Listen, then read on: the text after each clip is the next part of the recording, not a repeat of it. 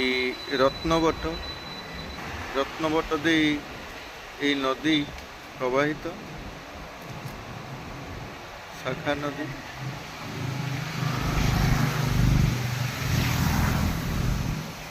ନେହେରୁ ବଙ୍ଗଳା ଆସିବା ବାଟରେ 6 କିଲୋମିଟର ବାଟ।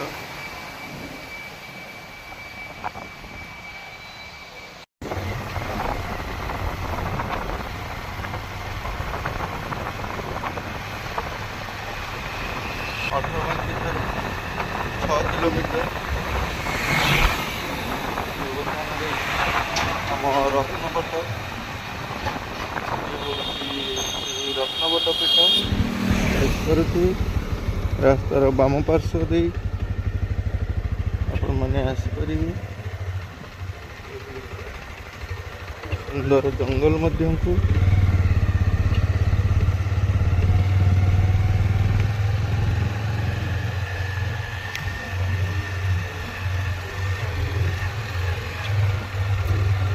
ହେଉଛି ରତ୍ନବଟ।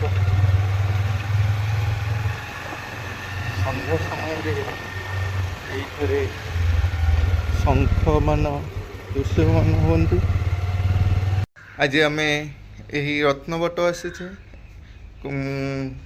ଆମର ଆଧ୍ୟାତ୍ମିକ ଆମ କ୍ଷେତ୍ର ଆଧ୍ୟାତ୍ମିକ କ୍ଷେତ୍ର କହିଲେ ଆମର କଳିଯୁଗର କିଛି ବର୍ଣ୍ଣିତ ଅଛି ଏହି ରତ୍ନବଟ କଥା। ଆସନ୍ତୁ ଆମେ ଶ୍ରଦ୍ଧାଳୁ ଭକ୍ତଙ୍କ ସହ କିଛି କଥା ହେବା ବିଷୟରେ। ଆଜ୍ଞା, ଏଟା ହେଉଛି ରତ୍ନବଟ ହେଉଛି ଜଗନ୍ନାଥଙ୍କର ଗୋଟେ ପୀଠ, ଗୋଟେ ଅଂଶ। ଯେଉଁ ଶଙ୍ଖ ଯେଉଁଟା ଆମର ଅଛି ଏଟା ସମୁଦ୍ରରୁ ତାର ଗୋଟେ ଧାର ରହିଛି, ଧାର ଅଛି। ଆଜ୍ଞା, ସେଟା ସମୁଦ୍ରରୁ ଧାର ଅଛି। ତାରି ଭିତରେ ଶଙ୍ଖ ତାଙ୍କର ଆସିକିରି এই ରତ୍ନବଟର ଆମର ଯେଉଁ ବର ଗଛ ଅଛି, ଆଜ୍ଞା, ଏଇ ଗଛ ଅଛି। ଗଛ ଗୋଟେ ସୁଡ଼ୁଙ୍ଗ ଟାଇପ୍ର ଅଛି। ଆଉ ସେଟା ଅଛି ପାଣି ତାର ଯେତେବେଳେ ଅଛି ଇଏ ହେଉଛି ଜୁଆର ଭଟା ଯେତେବେଳେ ହେଉଛି ପାଣି ଛାଡ଼ ମାଡ଼ ତାର ଅଛି। ସେଟା ସେମାନେ ଆସୁଛନ୍ତି ଯାଉଛନ୍ତି। ଆଉ ଯଦି ଠିକ୍ ଲୋକ ଯେତେବେଳେ ଆସିବେ ଦର୍ଶନ କରିବା ପାଇଁ ତ ଆସୁଛନ୍ତି, ଯେତେବେଳେ ଠିକ୍ ଲୋକ ଆସିବେ ଏଠି ଦର୍ଶନ କରିବା ପାଇଁ ସେମାନଙ୍କୁ ଖଇ ଭୋଗ ଯାହା ଦେଲା ବେଳୁ ସେମାନେ ଏଠି ଦର୍ଶନ ଦେଇକରି ଯିଏ ଯାହା ପଇସା ପତ୍ର ଯାହା ଭଲ ମନ୍ଦ ଯିଏ ଦେଲା ଦର୍ଶନ କରି ଯାଉଛନ୍ତି, ତାଙ୍କୁ ଦେଖା ହେଉଛନ୍ତି ସନ୍ଧ୍ୟା ଟାଇମ୍ରେ।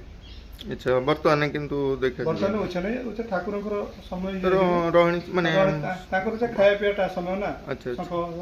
କିନ୍ତୁ ସେଇ ମହାପ୍ରଭୁ ବୋଲି ଯୋଉ ମୁନି ଋଷି ମାନଙ୍କ କଥା ଥିଲା ତାହା ମଧ୍ୟ ସେଇ ଯୋଉ ସତ୍ୟ ଆଗରୁ ଥିଲେ ଯେ ମୁନି ଋଷି, ଏବେ ତ କେହି ନାହାନ୍ତି ନା। ହଁ, ସେଇମାନେ ବର୍ତ୍ତମାନ ଶଙ୍ଖ ରୂପରେ ଏଇ ସ୍ଥାନରେ ରହିଛନ୍ତି ବୋଲି କିଛି ଜଗନ୍ନାଥଙ୍କର ମାନେ ସେଟା ରୂପରେ ସେଟା ଦେଖା ଦଉଛନ୍ତି। ଆଉ ଅଛି ସତ୍ୟ ଧର୍ମ ନ୍ୟାୟ ଯୋଉ କୁହାଯାଏ। ଆଜିକାଲି ଲୋକ ତ ସବୁବେଳେ ମିଛ କହି ଚାଲିଛନ୍ତି, ପୁଣି ସତ୍ୟର କିଛି ଅଛି ନା ନାହିଁ। ସତ୍ୟ ନଥିଲେ ଦିନ ରାତି କେମିତି ହଉଛି? ସୂର୍ଯ୍ୟ ଆମର ପୂର୍ବ ଦିଗ ଉଦୟ ହେବା ଅସ୍ତ ହେବା ପଶ୍ଚିମ ଦିଗରେ, ସେଟା ଜଗନ୍ନାଥଙ୍କର ରହିଛି ଗୋଟେ ଲୀଳା। ହେଲା, ଜଗନ୍ନାଥ, ବଳଭଦ୍ର, ସୁଭଦ୍ରା, ମା ଲକ୍ଷ୍ମୀ, ମା ସରସ୍ୱତୀ, ତାଙ୍କରି ଦ୍ୱାରା ହେଲା ଦିନ ରାତି ସବୁ ଚାଲିଛି। ଆମର ଯେଉଁ 133 କୋଟି ଯେଉଁ ଦେବତା ଅଛନ୍ତି ତାଙ୍କ ଭିତରେ ଆମର ଅନ୍ୟତମ ହେଉଛି ଜଗନ୍ନାଥ ମହାପ୍ରଭୁ। ଅନ୍ୟତମ ଜଗନ୍ନାଥ, ବଳଭଦ୍ର, ସୁଭଦ୍ରା, ତାଙ୍କ ଭାଇ ହେଲେ ବଳରାମ, ସାନ ହେଲେ ଜଗା। ତାଙ୍କରି ଦ୍ୱାରା ଏଇ ସଂସାର ଚାଲିଛି। ସତ ମିଛ ଦୁନିଆରେ ଜଗନ୍ନାଥ ଯୋଉ ଅବତାର ନେଇ ଆସିବେ, କଳ୍କି ଅବତାର ନେଇ, এই କଥା ଆମେ ଜାଣିଛେ। ପ୍ରଭୁ ସ୍ୱୟଂ ଜଗନ୍ନାଥ ହିଁ ଅବତାର ନେଇ ଆସିବେ। ସେ କଳି ଯୁଗରେ ଦାରୁ ହୋଇ ବସିଛନ୍ତି। ଏଇ ଯୋଉ ଅବତାର ନେଇ ଆସିବେ କଳ୍କି ରୂପରେ, ଯୋଉ 12 ହାତେ ଖଣ୍ଡା ଆଣି ଯୋଉ ସଂହାର କରିବେ, ମେଲଛ ସଂହାର କରିବେ, ଯୋଉ କଥାଟି ରହିଛି ସତ, ସେ ବିଷୟ ଟିକେ କୁହନ୍ତୁ। ଏଇଟା କିନ୍ତୁ ଦେଶର ସଂହାର କରିବାଟା ସତ। ମାନେ ଆଜିକାଲି ଯୋଉ ଲୋକ ସବୁ ଅଛନ୍ତି ପରଘର ଭାଙ୍ଗିବା, ପରଘର ସବୁ ମାନେ ପରଘର ଚିନ୍ତା ସବୁବେଳେ, କିନ୍ତୁ ନିଜ ଘର କ'ଣ ହେଇଯାଉଛି ସେ ଚିନ୍ତା କରୁନାହାନ୍ତି। ସବୁବେଳେ ମୋ ମତରେ ନିଜ ଚିନ୍ତା କରିବାଟା ହିଁ ସବୁଠୁ ଭଲ। ବାପା ବୋଉଙ୍କ ସେବା କରିବା, ବଡ଼ ଭାଇଙ୍କ କଥା ମାନିବା, ସାନ ଭାଇଙ୍କ କଥା ମାନିବା, ଭାଉଜ କଥା ମାନିବା, ସବୁ ହେଉଛି ଆମର ଗୋଟେ ଧର୍ମ। ଅପଦୀପ ଭବ ନିଜର ନାହିଁ, ନିଜକୁ ଭଲ ଭାବରେ ସବୁବେଳେ ଠିକ୍ ରଖିଲେ ଭଗବାନ ତୁମକୁ ସାହା ଭରସା ସବୁବେଳେ ପାଇଁ। ହେଲା, ମୁଁ ନିଜେ ଏଠିକି ଆସିଥିଲି ମାନେ ହେଲେ 4 ବର୍ଷ ହେଲା ଏଠି ହେଲେ ଆସିଥିଲୁ। ଆମ ସାର୍ ଆସିଥିଲେ, ହେଲେ ଅରୁଣ କୁମାର ପାଣି, ମୋର ଗୁରୁ ସିଏ, ମୋର ବଡ଼ ଭାଇ ସିଏ ଆସିଥିଲେ ଏଠି। ହଁ, ପଙ୍କପାଳ ଚାନ୍ଦପୁର ଆମର ଆସିଥିଲେ। କହିଲେ ପିଣ୍ଟୁ ବାବୁ ଚାଲ ଯିବା। ଆସିଥିଲେ, ମୋତେ ନେଇକି ଆସିଥିଲେ। ମୁଁ ଯେତେବେଳେ ଏଠି ପହଞ୍ଚିଲି ମୋ ମୋବାଇଲ ଥିଲା, ରିଙ୍ଗ ଟୋନ୍ ଥିଲା ମୁଁ ଜଗନ୍ନାଥ। କିନ୍ତୁ ଆମେ ତ ଜଗନ୍ନାଥ ଆସିଲ, ମୁଁ ହେଉଛି ଗର୍ବ ଅହଙ୍କାର ଏଟା ଦିନ, କିନ୍ତୁ ମୁଁଟା କହିବା ଉଚିତ ନୁହେଁ। କିନ୍ତୁ ତାରି ଆଶ୍ରିତରେ ଆମେ ସବୁକିଛି କରୁଛେ।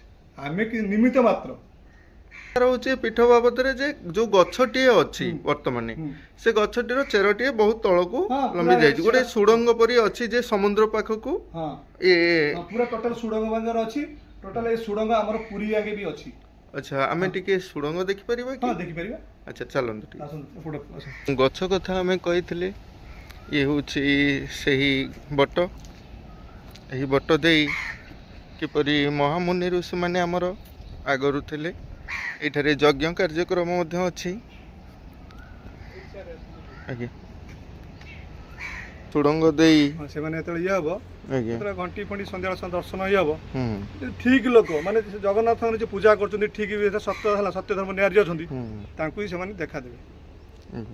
ଆଉ ସବୁବେଳେ ଯେ ମିଛ କହିଲେ କଣ ଦଲାରି କରିବେ, ତାଙ୍କୁ ଦେଖାଦେବେ କେମିତି ଦେବେ? ସେ ତ ମାନେ ଧର୍ମର ଅବତାର, ସେ ଧର୍ମ କରୁଥିଲା, ସେମାନେ ଧର୍ମ ନୀତି କର୍ମ ସବୁବେଳେ କରୁଛନ୍ତି। ଏହି ସୁନ୍ଦର ପରିବେଶ ମଧ୍ୟରେ ଆମେ ଆଜିର ଏ ଯେଉଁ ଭିଡ଼ିଓଟି ରଖିବା। ରତ୍ନବଟ, ଇଏ ହେଉଛି ସେହି ରତ୍ନବଟ। ନାଇଁ ନାଇଁ, ଆମେ ଯେଉଁ ସମୟରେ ଆସିଛେ ଆଜ୍ଞା, ଏ ସମୟରେ ଆମେ ତ ଯେଉଁ ମହାମୁନି ଆମର ଶଙ୍ଖ ରୂପରେ ଏଇ ଜାଗାରେ ଦେଖାଯାଉଛନ୍ତି, ସେ ସନ୍ଧ୍ୟା ସମୟ, ଯେଉଁ ତାଙ୍କର ମହାପୁରୁଷଙ୍କର ଆଳତୀ ସମୟରେ। ଆଉ ବର୍ତ୍ତମାନ ମଧ୍ୟାହ୍ନ ସମୟରେ ପ୍ରଭୁ ଆମକୁ ଦର୍ଶନ ତ ଦେବେନି, ତଥାପି ଏଇ ଜାଗାକୁ ଆସିଥାନ୍ତି, ଯାହା ଆମେ ଜାଣିଲେ। ଏଇଟା ପାଣିଟା ଉଠେଇଥାର ନା? ଆଜ୍ଞା, ପାଣି ଉଠିବ ପାଣି ଉଠିକିରି ମାନେ ବହୁତ ଉପରକୁ ପାଣି ଆସିବ, ଉଠିବ।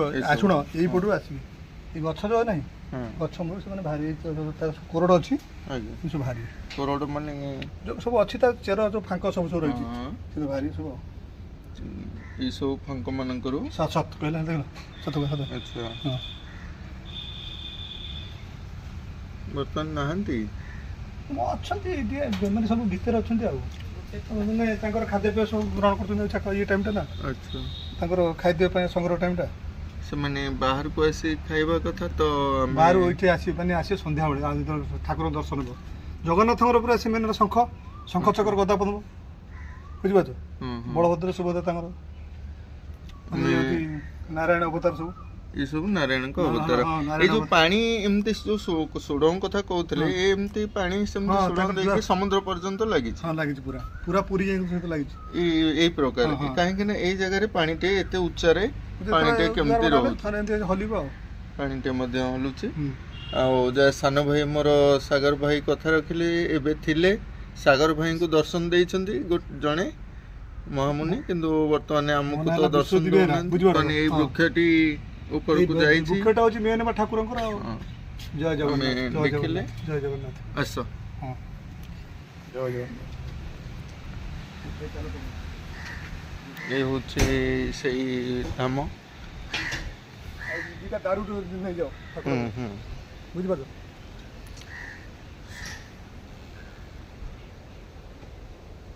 ଏହି ବଟମୂଳ ତଳକୁ ଯାଇଛି, ଏଇ ଗୋଟିଏ ଏତେ ଉଚ୍ଚା ସତେ ଏ ଧାମଟି। ଏଠାରେ ଜୁଆର ଆସିଲେ ପାଣିଟିଏ ଚହଲି ଥାଏ, ଯାହା ଆମେ ଜାଣିଲେ। ସେ ପାଣିଟିଏ ଶୁଖୁନାହିଁ। ନାଇଁ, ପାଣି ଶୁଖୁନାହିଁ, ପାଣି ତାର ସବୁବେଳେ ଧୀର ସ୍ଥିର ପୁରା ଇଏ। ଆଉ ଆପଣଙ୍କ ହିସାବରେ ଏ ବଳରାମଙ୍କ ଦାରୁ ପୁରୀ ଯିବ ତ? ଏ ଦାରୁ ଆଜ୍ଞା। ଆଉ ଜଗନ୍ନାଥଙ୍କ ଦାରୁ ଆଜ୍ଞା ନାହାନ୍ତି, ଅଛନ୍ତି ଏଇଠି? ଆଚ୍ଛା, ଯାହା ହଉ ଦେଖିପାରୁଥିବେ। ଇଏ ହେଉଛି ଆମ ସେଇ ମହାବଟ ମୂଳେ ମହାମୁନିମାନଙ୍କର ରହଣୀ ସ୍ଥାନ। ଇଏ ହେଉଛି ଜଗନ୍ନାଥଙ୍କ ଦାରୁ।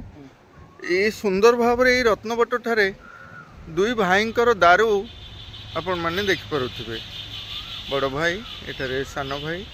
ଏଇ ସାନ ଭାଇଙ୍କ ଦାରୁରେ ଚିତ୍ର କଥା ଆମେ ଜାଣିବା ଟିକେ। ମା କାଳୀଙ୍କର ଚିତ୍ର ପରି ଲାଗୁଛନ୍ତି ଆଜ୍ଞା। ଏ ଚିତ୍ର ବାବୁ ଜଗନ୍ନାଥ ମହାପ୍ରଭୁ କଳା ଠାକୁର ସବୁ ଅବତାର ଅଛି, 133 କୋଟି ଦେବତା ଭିତରେ ସେ ସମସ୍ତଙ୍କ ଭିତରେ ଅଛନ୍ତି। ଆଚ୍ଛା, ଆଚ୍ଛା, ମା ପାଖରେ ଅଛନ୍ତି, ଭାଇ ପାଖରେ ଅଛନ୍ତି। ମା କାଳୀ ନୁହନ୍ତି ତ? ଇଏ କ'ଣ କାହାର ରୂପ? କାଳୀ ରୂପ। ଆଚ୍ଛା, ହଉ ଆଜ୍ଞା, ସମସ୍ତ ପାଖରେ ଅଛନ୍ତି। ହଉ।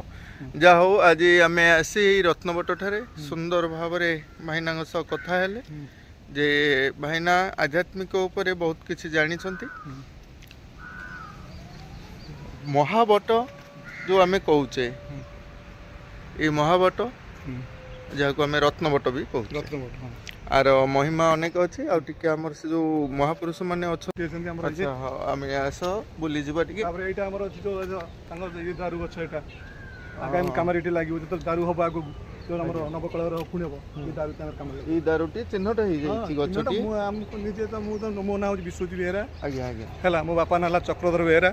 ମୋ ଘର କାଳିଆପାଟ ବରିଆ ଗୋପିଆଗୁଦ ଗ୍ରାମ ହେଲା ଜିଲ୍ଲା ଜଗତସିଂହପୁର ତାପରେ କୁଜଙ୍ଗ ବ୍ଲକ। ଯାହା ହଉ ସବୁ କରିବା ମୁଁ କିନ୍ତୁ ମିଛ ଆମର ଯୋଉଟା କହୁଛି ପରଫେକ୍ଟ ସତ କଥା ନିଶ୍ଚିନ୍ତ। ହଁ ଏଇ ଧାମଠାରେ ସୁନ୍ଦର ପରିବେଶ ଆପଣମାନେ ଦେଖିପାରିବେ କାହିଁକି ନା ସମୁଦ୍ର କୂଳରେ ନେହେରୁ ବଙ୍ଗଳା ଉପକୂଳ ବା ନେହେରୁ ବଙ୍ଗଳାକୁ ଆସିଲେ କେତେ କିଲୋମିଟର ସାର୍ ପଡ଼େ? 6 କିଲୋମିଟର ପଡ଼ୁଛି 18। ତେଣୁ ଆମେ ଆସି ପହଞ୍ଚିବା ଏଇ ରତ୍ନବଟ। କଳ୍କିଙ୍କ ବିଷୟରେ ଜାଣିଲେ ମାଳିକା ବର୍ଣ୍ଣିତ ଏହି ପୀଠ କିପରି ଏହି ପୀଠରେ ଆମର କଳ୍କି ଅବତାର କଥା ବର୍ଣ୍ଣିତ ଅଛି ସେ କଥା ଆମେ ଭାଇନାଙ୍କ ସହ କଥା ହେବା ଜାଣିବା। ଆଉ ଟିକେ ଭାଇନା ଆକ୍ଚୁଆଲି ମାଳିକା ବର୍ଣ୍ଣିତ ଯେଉଁଟା ଅଛି ରତ୍ନବଟ ଠାରେ ଉଦୟ ହୋଇବେ ଯେଉଁ କଳିର ସଂହାର କଥା ସେ ବିଷୟ ଟିକେ କିଛି କୁହନ୍ତୁ ଆଜ୍ଞା। ମାନେ ରତ୍ନବଟ ଯେଉଁ କୌଣସି ସଂହାର ହେବେ ଏଠି ଆମର ପାରାଦୀପରେ ଏଇଟା ନିଶ୍ଚୟ ସତ କଥା। କଳା ଘୋଡ଼ା ଧରାରେ ସଂହାର ହେବେ କାହିଁକି କହିଲ ବହୁତ ଏଠି ମାନେ ମିଛ ସବୁବେଳେ ଲୋକ ସବୁବେଳେ ମିଛ କହିଲେ ମିଛ କହିକି ମାନେ ଇଏ ହେଇଗଲେ ପୁଣି ଗୋଟେ ସତ୍ୟର ଗୋଟେ ଯେଉଁ ଇଏ ଅଛି ନା ନାହିଁ ସବୁବେଳେ ମିଛ କହି କେତେ ଦିନ ହେବ ଆ ଘର ତା ଘର ଇଏ ଦୁନିଆ ଘର ଇଏ ମିଛ କହିକିରି ସମସ୍ତଙ୍କ ଘରେ କଳି ପୁରେଇକିରି ନଷ୍ଟ କରୁଛନ୍ତି। କେତେ ଦିନ କିଏ ହଉଛି ଏଇ ଲୋକମାନଙ୍କୁ ବୁଝିବାକୁ ପଡ଼ିବ ଲୋକମାନଙ୍କୁ ବୁଝେଇବାକୁ ତାପରେ ଶୁଣ ଲୋକ ଏବେ ଶୁଣ ଯେଉଁ ଟଙ୍କିକିଆ ଚାଉଳ ଦେଇଦେଲା ସରକାର ଖାଇଲେ ଲୋକ କାମ ଧନ୍ଦା କିଛି କରୁନାହାନ୍ତି ଖଟୁନାହାନ୍ତି ହେଲା ମଦ ଖାଇକିରି ଲୋକ ଇଏ ହେଉଛନ୍ତି ସ୍ତ୍ରୀ କି ବାଡ଼ା ସ୍ୱାମୀ କି ବାଡ଼ା ସବୁ ଯାହାକୁ ଯିଏ ବାଡ଼ଉଛନ୍ତି ଇଏ କରୁଛନ୍ତି। କିନ୍ତୁ ଆମର ଠିକ୍ ଜିନିଷ ବୁଝିବା ଦରକାର ବାପା ବୋଉଙ୍କ ସେବା କରିବା ମେନ୍ ମୁଖ୍ୟ ଚାଷ କରିବା ହେଲା ଗରିବର ହେଲା ପେଟ ପୋଷିବା ଇଏ କରିବା। ଆଚ୍ଛା କିନ୍ତୁ ସାର୍ ମାନେ ଯେଉଁ ଦେଉଛନ୍ତି ଠିକ୍ ହିସାବରେ ହେଲା ମାନେ ନିୟୋଜନ କରିପାରୁନାହାନ୍ତି ପିଲାଙ୍କୁ ଠିକ୍ ଭାବରେ ପାଠ ପଢ଼ାଇ ପାରୁନାହାନ୍ତି ପିଲାଙ୍କୁ ଠିକ୍ ସମୟରେ ମାନେ ପିଲା ଯାଇକିରି ଆଜି ଗଭର୍ଣ୍ଣମେଣ୍ଟ ସ୍କୁଲ ଛାଡ଼ିକି ପ୍ରାଇଭେଟ୍ ସ୍କୁଲ ପଢ଼ୁଛନ୍ତି କ'ଣ ପାଇଁ? ଇଆଡ଼େ ସମସ୍ତେ ହେଲେନ ଖାଲି ସମସ୍ତେ ରୋଷେଇରେ ବ୍ୟସ୍ତ କିଏ ଅଣ୍ଡା ଇଏ ଛଡ଼ିବାରେ ବ୍ୟସ୍ତ କିଏ ସରକାର ଦଉଛନ୍ତି ଯେତେବେଳେ ସରକାର ତ ଯେଝା କାମ ଯେଝା କରିବେ ସାର୍ ମାନଙ୍କୁ ଦାୟିତ୍ୱ ଦେବେ। ସବୁ ବ୍ୟବସ୍ଥାକୁ କେମିତି ପରିବର୍ତ୍ତନ କରାଯାଇପାରିବ? ଏମିତି ଏ ବ୍ୟବସ୍ଥାକୁ କେମିତି ପରିବର୍ତ୍ତନ କରାଯାଇପାରିବ ହେଲେ ମୂଳ ମନ୍ତ୍ର ହେଲା ଏ ଜିନିଷଟାକୁ ବନ୍ଦ କରାଗଲେ ସବୁ ଠିକ୍ ଠାକ୍ ଚାଲିବ। କାହିଁକିନା ସାର୍ ଠିକ୍ ଟାଇମ୍ରେ ଆସିବେ ପିଲା ଠିକ୍ ଟାଇମ୍ରେ ପାଠ ପଢ଼ିବେ ଠିକ୍ ଟାଇମ୍ରେ ସବୁ ଜିନିଷ କରିବେ। ଆପଣ ଯେଉଁ ଅଚ୍ୟୁତାନନ୍ଦଙ୍କ ଗାଦି ଏ ପୀଠରେ ଏଇ ରତ୍ନବଟରେ ଇଏ ଅଛନ୍ତି ଆମର ତ ଇଏ ଶିବଲିଙ୍ଗ ବୋଲି ଭାବୁଥିଲି ନା ଶିବଲିଙ୍ଗ ସାର୍ ଭିତରେ ଅଛି। ଆଚ୍ଛା ଆଚ୍ଛା ଜଗନ୍ନାଥ ପାଖରେ ଛାଡ଼ିକି ଆଚ୍ଛା ଏଇଠି ଆମର ଅଚ୍ୟୁତାନନ୍ଦ ଗାଦି ମଧ୍ୟ ଏଇ ରତ୍ନବଟ ଠାରେ ଏଇ ପୀଠ ଦେଖିପାରୁଥିବେ। ଯାଜପୁର ଯୋଉ ଆମର ମହିମା ଜଣେ ବାବା ଆସିଥିଲେ ଆଜ୍ଞା ଏଠିକି ଆସିଥିଲେ ତାଙ୍କୁ ଠାକୁର ସ୍ୱପ୍ନାଦେଶ ହେଇଥିଲେ ଏ ହେବ 4-5 ଦିନ ହେବ ଆସିଥିଲେ ତାଙ୍କ ସାଙ୍ଗେ ମୁଁ କଥା ହେଇଥିଲି କହିଲେ ଆମକୁ ସ୍ୱପ୍ନାଦେଶ ଠାକୁର ହେଇଥିଲେ ଆସିଥିଲେ ଠିକ୍ ହେଇଥିଲେ ସେ ଯାଜପୁର ଆସିଥିଲେ ଏଇ ଅଚ୍ୟୁତାନନ୍ଦ ସ୍ୱପ୍ନ ଆସିଥିଲେ ତାଙ୍କ ସାଙ୍ଗରେ ମୁଁ ହେଲା କଥା ହେଇଥିଲି ଫଟୋ ବି ଉଠେଇଥିଲି ଇଏ କଥା ହେଲେ କହିଲେ ଠାକୁର ଆମ ସ୍ୱପ୍ନ ହେଇଥିଲେ ଜଗନ୍ନାଥ ମହାପ୍ରଭୁ ଜଗନ୍ନାଥ ବଳଭଦ୍ର ଆମେ ଏଠି ଆସିଥିଲୁ ପୂଜା ପୂଜା କରି ଭଲ ହଉ ଆଜ୍ଞା ପରିବେଶ ହେଲା ପୁରା ଶାନ୍ତି ଜାଗା ଏଇଠି କିଛି ଅସୁବିଧା ନାହିଁ କିନ୍ତୁ ଏଇଟା କିନ୍ତୁ ଠାକୁରଙ୍କର ଡେଭଲପ ହେଇପାରୁନି ଆଉ। ରତ୍ନବଟ ଠାରେ ପ୍ରଭୁ ଜଗନ୍ନାଥଙ୍କ ଧାମ ଏ ପ୍ରଭୁଙ୍କ ପାଖରେ ଗରୁଡ଼ ଏ ହେଉଛନ୍ତି ସେହି ରତ୍ନପୀଠ।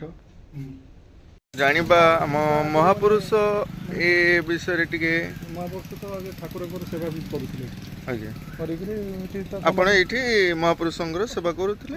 ମହାପୁରୁଷ ପରିଚୟ ଟିକେ ଦେବେ। ମହାପୁରୁଷ କପିଳ ମୁନି କପିଳ ବାବା ନା କପିଳ ମୁନି? କପିଳ ମୁନି ଆଶ୍ରମ ତ ପାରାଦୀପରେ ଆମର ଅଛି ଯୋଉ ଆଚ୍ଛା ଇଏ ହେଉଛନ୍ତି ସେ ପୂର୍ବପୁରୁଷ ଯିଏ ସେଠି ଥିଲେ ଆଚ୍ଛା ସେଠି ଠାକୁରଙ୍କର ସେବା କରିକିରି ସମାଧି ନେଇଛନ୍ତି ଆଉ ତାଙ୍କରି ଏଇଟା ରହିଛି ଆଉ ଇଏ ହେଉଛି ସେଇ ତାଙ୍କରି ପୀଠ ଯେ ପୂର୍ବରୁ ଏଇ ରତ୍ନବଟ ଠାରେ ଏ ମହାପୁରୁଷ ଆମର ସେବା କରନ୍ତି ଠାକୁରଙ୍କ ସେବା କରୁଥିଲେ ଆଉ ଠାକୁରଙ୍କ ସେବା କରୁଛନ୍ତି ତାଙ୍କ ଦେହାନ୍ତ ପରେ ଏଇଟା ସମାଧି ତାଙ୍କର ଯିଏ ଥିଲେ ସବୁ ଶିଷ୍ୟ ଆଉ ସ୍ୱୟଂ ତ ଇଏ ହନୁମାନ ଆଉ ହଁ ତାଙ୍କ ବିଷୟରେ କିଏ ବା ନ ଜାଣେ। ଏ ତ ମାନେ ଇଏ ମାନେ ଇଏ ତାଙ୍କ ବିଷୟରେ ସମସ୍ତେ ଜାଣନ୍ତି। ଆସନ୍ତୁ ଆମେ ଯାହା ଜାଣିନେ ତାହାର ଏଇ ପୀଠ ରତ୍ନବଟ ଆପଣମାନେ ଆସିଲେ ନେହେରୁ ବଙ୍ଗଳା ବଣଭୋଜି ହଉ ବା ଯେକୌଣସି କାର୍ଯ୍ୟ ଏଇ ପୀଠଠାରେ ରତ୍ନବଟ ଏଇ ରତ୍ନବଟ ବୁଲିଯିବେ। ଏହି ରତ୍ନବଟ କଥା ଯାହା ଲେଖା ଅଛି ଉଦୟ ଅରଣ୍ୟ ଶ୍ରୀକ୍ଷେତ୍ର ଏଠି ଜାତି ଭେଦ ନାହିଁ ଏକତ୍ର ରାଜୀବ ଲୋଚନ ଦାସ ମହାରାଜାଙ୍କର ଲିଖିତ ଏହି ରତ୍ନବଟ ଯାହାକୁ ଉଦୟ ଅରଣ୍ୟ ବୋଲି କୁହାଯାଉଛି। ବହୁତ ସୁନ୍ଦର ବାଣୀ ସବୁ ଲେଖା ଅଛି। କପିଳ ସଂଖ୍ୟ ସଦର୍ଶ ପ୍ରଖ୍ୟାତ ମହିରେ କୃପାମୟୀ କାଳୀମାତା ନିବାସ ତହିଁରେ। ଆମର ରତ୍ନବଟର ଆମେ କିଛି କଥା ଜାଣିଲେ ଆମ ଶ୍ରଦ୍ଧାଳୁ ଭକ୍ତଙ୍କ ସହ କଥା ହେଲେ। ଆସନ୍ତୁ ଆଜିର ଭିଡ଼ିଓଟିକୁ ଏଇଠାରେ ଆମେ ଶେଷ କରିବା। ଧନ୍ୟବାଦ।